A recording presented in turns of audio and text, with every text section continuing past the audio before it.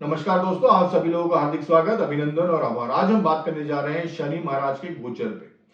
29 जून 2024 को शनि महाराज अपनी मूल त्रिकोण राशि कुंभ राशि में वक्री हो गए थे और अब 15 नवंबर 2024 को शनि महाराज मार्गी होने जा रहे हैं।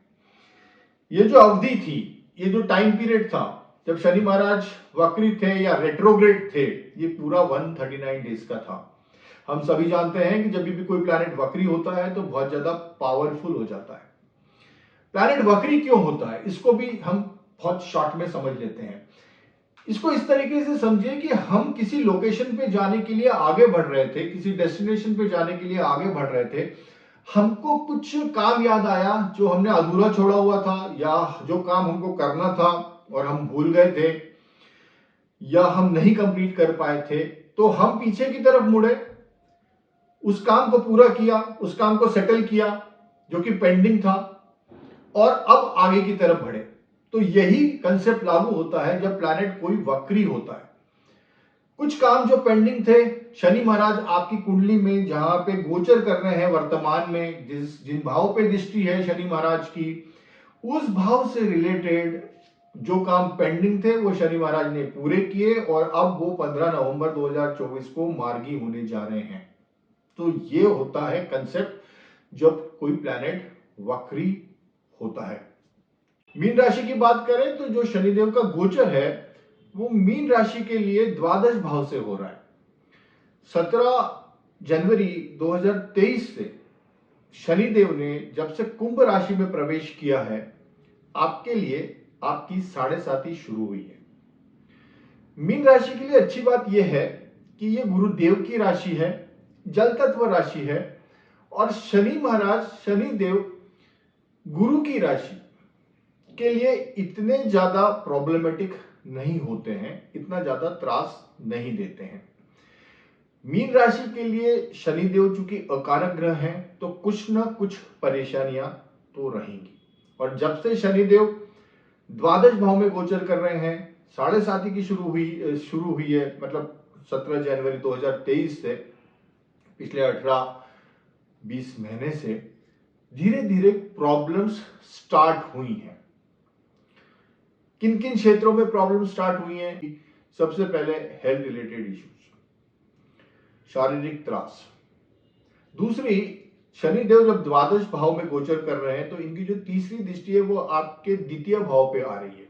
तो द्वितीय भाव पे आने से आप घर में कहीं ना कहीं मतभेद हुए होंगे, घर में कहीं कन्फ्लिक्ट्स हुए होंगे, घर में डिफरेंस ऑफ ओपिनियन की सिचुएशन बनी होगी, और जो आपकी फैमिली सेविंग्स थी, जो आपने पैसा संभाल के रखा था किसी जरूरत पड़ने पे किसी टाइम के लिए, वो आपका खर्च हुआ होगा, तो सेविंग्स में कमी आई होगी। इस दौरान ये भी हो सकता है कि आपकी जो खाने पीने की हैबिट्स है उसके कारण भी प्रॉब्लम हुआ होगा, हेल्थ रिलेटेड इश्यूज हुए होंगे। ये भी हो सकता है इस पीरियड में, क्योंकि सेकंड हाउस में हम वाणी भी देखते हैं, तो ये भी हो सकता है कि आपकी वाणी के कारण, आपके बोलने के लहजे के कारण, गलत समय पे बोलने के कारण प्रॉब्लम्स हुए हों। सो this is the first possibility.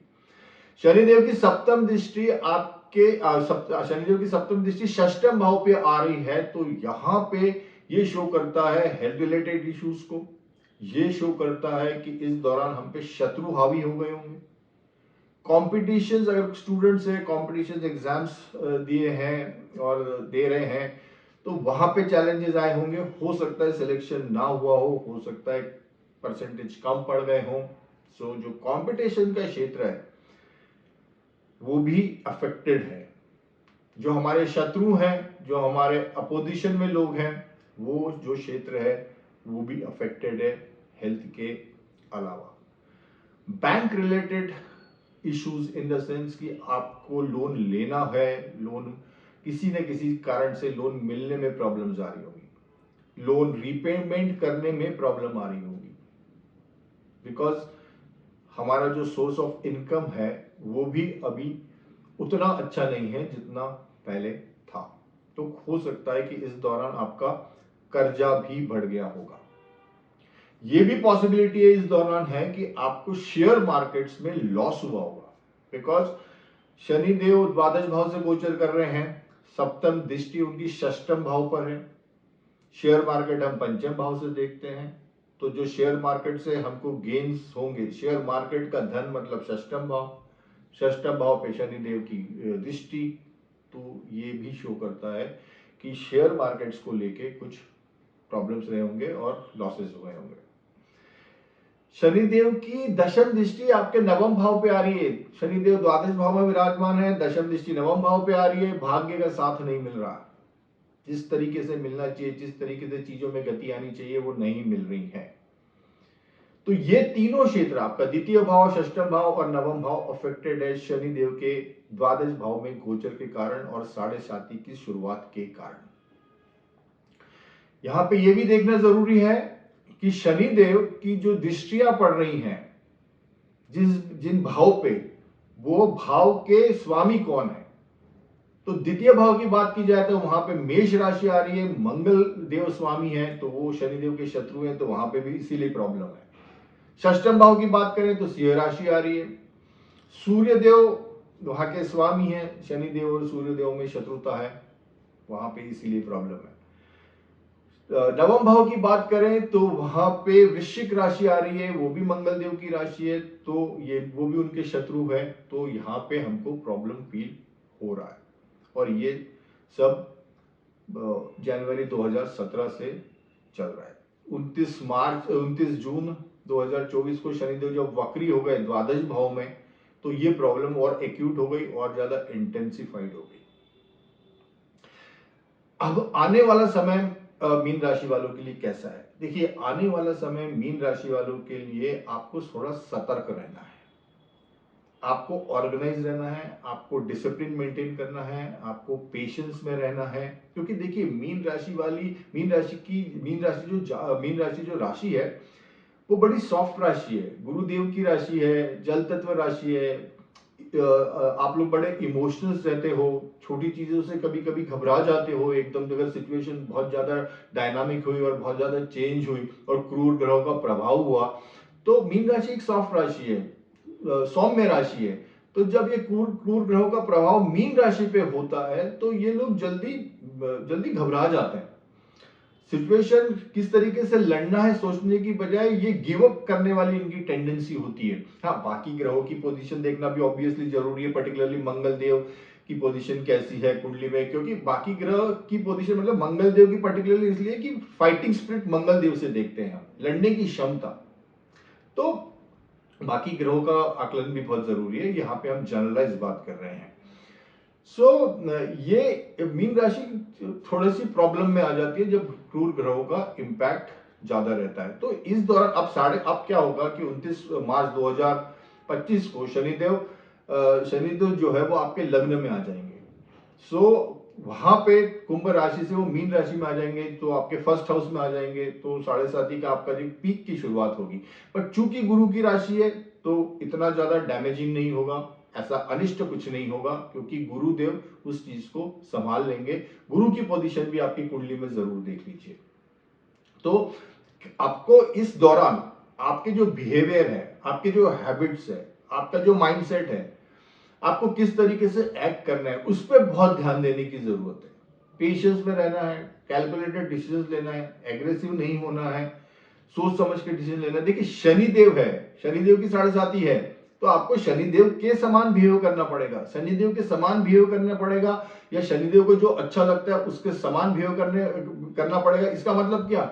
Shanidev को पेशेंस अच्छा लगता है, पहली चीज, डिसिप्लिन अच्छा लगता है, नो इलीगल एक्टिविटीज, दंडाधिकारी हैं, न्यायाधीश हैं, तो सब चीजें प्रॉपर लॉफुल तरीके से हो, इन चीजों का ध्यान रखना पड़ता है। खाने पीने की आदत, अगर आप जॉब करते हैं, बिजनेस करते हैं, तो प्रॉपर डायरेक्शन में, सीधी डायरेक्शन में चलना, लॉ को अवॉइड करना, लॉ के हिसाब से चलना, ये सब शनिदेव है। तो आपको आपकी हैबिट्स पे बहुत फोकस करना पड़ेगा आने वाले 2-2.5 साल, और अदरवाइज ऑल्सो, जो कि आप करते भी हो, मीन राशि के तो लोग करते भी हैं सब कुछ चीजें, कोई अनलीगल एक्टिविटीज में तो बहुत ही कम इन्वॉल्व होते हैं। अगर और भी ग्रह मैलिफिक हो तो बात अलग है, अदरवाइज मीन राशि तो एक सॉफ्ट राशि है और गुरुदेव की राशि है। तो इन सब चीजों का, फिर भी इन सब चीजों का ध्यान रखना है, बिकॉज हम ये नहीं कह सकते कि प्रॉब्लम्स नहीं रहेंगी। प्रॉब्लम्स तो गोचर है, शनिदेव का वो नेचर है, क्योंकि वो कोई चीज उस मैसेज, शनिदेव का जो 7.5 का पीरियड रहता है वैसे भी बहुत कुछ सिखा के जाता है। तो हम, आप हर चीज को, आपका जो माइंडसेट होना चाहिए इस समय वो ये होना चाहिए कि मेरे ये जो चीजें हो रही है इससे मैं लर्न क्या कर रहा हूँ, what I am getting out of it, what I am learning, that is very important. घबराने से कुछ नहीं होने वाला है, ना कुछ ऐसा कुछ अनिष्ट होने वाला है, बट हाँ लर्निंग्स हैं जो कि आगे हमको काम आएंगी।